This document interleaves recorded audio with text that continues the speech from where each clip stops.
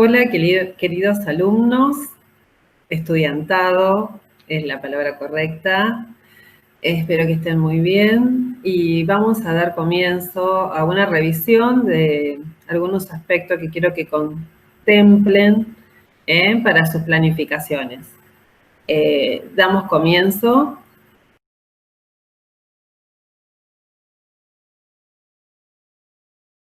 Quiero mostrarles de alguna manera estas nociones, ¿no? ¿Qué opinan de estas características? ¿Alguna vez pensaron en ellas a la hora de planificar una clase? Por ejemplo, la Big Data, ¿qué es?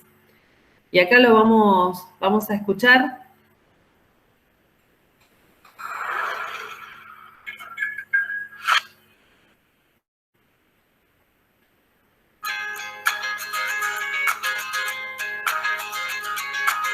Navegar por la web, dar un like en Facebook, enviar un vídeo, hacer una transacción bancaria.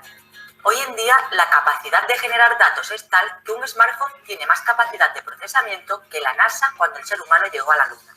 Y esto solo a nivel de usuario.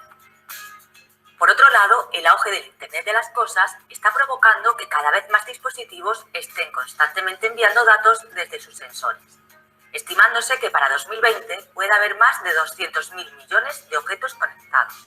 El término Big Data hace referencia a cantidades de datos con tal nivel de volumen y complejidad que no pueden ser tratados por el software convencional.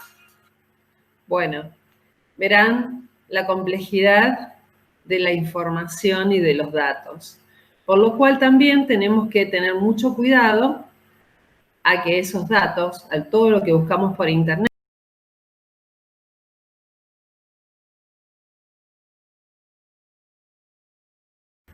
que es las noticias falsas.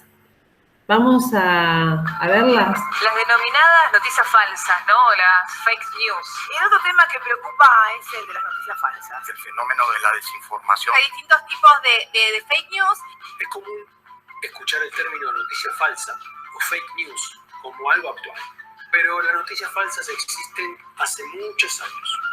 Pensamos en los medios de comunicación tradicionales, en radio, televisión, revistas, periódicos, tienen sus formas de noticias falsas, ¿no? Sus formas de desinformación, se denominaba el pescado podrido en algún momento, ¿no? La diferencia con el pescado podrido que nos vendían los medios antes de la existencia de Internet y las redes sociales es que hoy en día cualquiera puede publicar una noticia inventada. Bueno, por lo cual tenemos que saber en qué consisten esas noticias falsas y nosotros como docentes tenemos que poder ayudar a los alumnos y en este caso nosotros a ustedes, enseñarles a buscar en la web.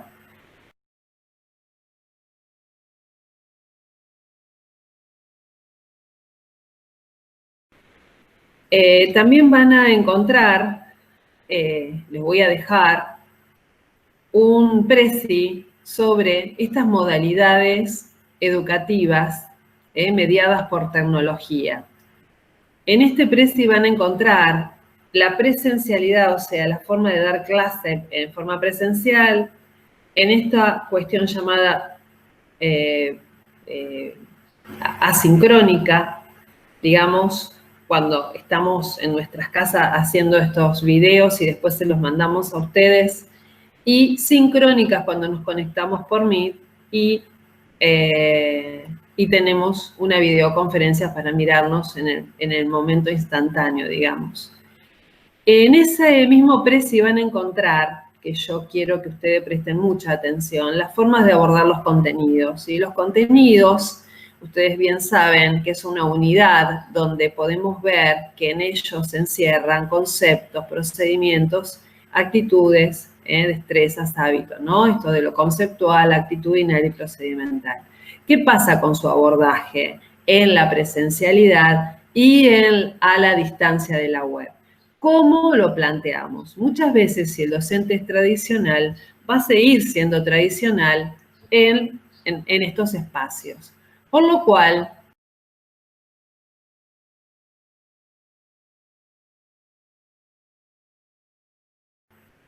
acá hay un autor que habla de ubicuidad. 2014, cuando yo empecé a estudiar las nuevas tecnologías que recién tenían un auge impresionante en el 2008 que empezaron a instalarse, estaba esta cuestión de esta palabra que tiene que ver con lo espacial, ¿no? ¿Qué significa ubicuo? Un aprendizaje ubicuo quiere decir que se aprende en todas partes, en cualquier lado. Y tiene que ver con lo espacial, con la portabilidad, con la interconexión, con los sentidos prácticos, ¿sí? Con la temporalidad y con las redes y los flujos como la Big Data que vimos anteriormente. Lo espacial que tiene que ver, ¿no? Que no hay restricciones sobre dónde aprender. La portabilidad que se lleva a todos lados y aparte que podemos almacenar en la inteligencia artificial, que son los celulares, ¿verdad? O los chips. Las interconexiones, ustedes ahí vieron, ¿no? Las formas que tenemos de conectarnos, que es increíble, que lo voy a desplegar para que ustedes lo vean entre los dispositivos entre sí. Pueden detener la pantalla y poder leer cada uno de estos aspectos, sentido práctico, ¿no? Esta cuestión de estando en el trabajo y jugando, eso también puede ser que en ese momento quizás puedas vender algo o puedas ofrecer tu trabajo. Temporalidad, o sea, ustedes saben muy bien que el asincrónico y lo asincrónico han manejado, digamos, no hay cosas fijas, y obviamente las redes sociales y esta cuestión de conexiones.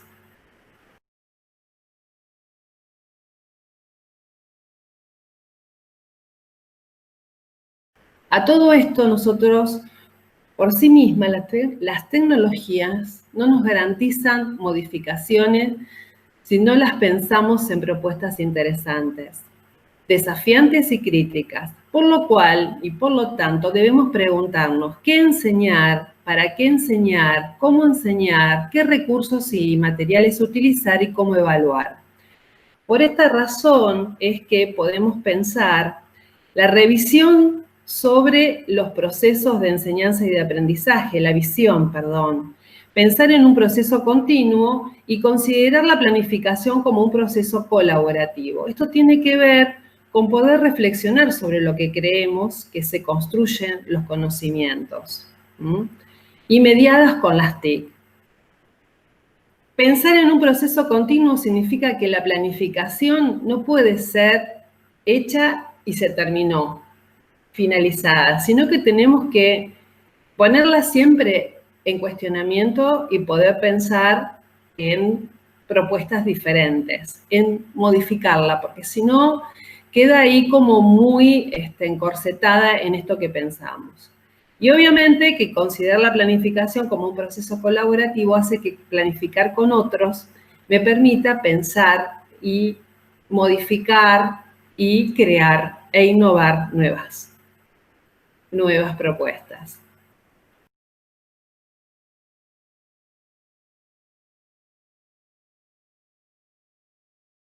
Acá los invito a pensar, por supuesto, en los momentos de la clase, que ustedes bien lo saben, que siempre estas características nos olvidamos. Yo esto se lo voy a colgar en la web.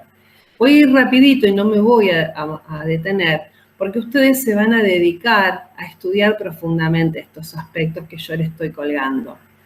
Los 3 momentos que ustedes ya lo saben, que es inicio, desarrollo y cierre, cuando planificamos, tenemos que tener en cuenta que el inicio es uno de los importantes momentos en el que debemos prestar atención a 3 cosas, 3 elementos fundantes, que es la presentación del objetivo de la clase, la motivación y el reconocimiento e indagación de saberes previos.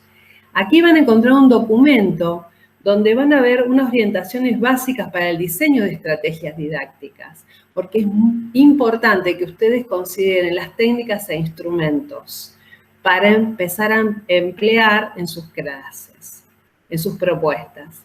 Cuando vamos al desarrollo de la clase, no es solamente la participación activa de los estudiantes en el desarrollo de actividades que yo le proponga, sino que hay que profundizar en ese tema.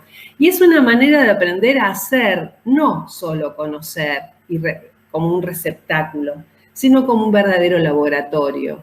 Y esto es lo que tengo que empezar a pensar, que en este momento se desarrolla el contenido y se puede hacer de diferentes maneras y al mismo tiempo modificarlo. El desafío está en diversificar, en investigar distintas formas de abordaje y de descubrir cuál es la más pertinente para cada caso.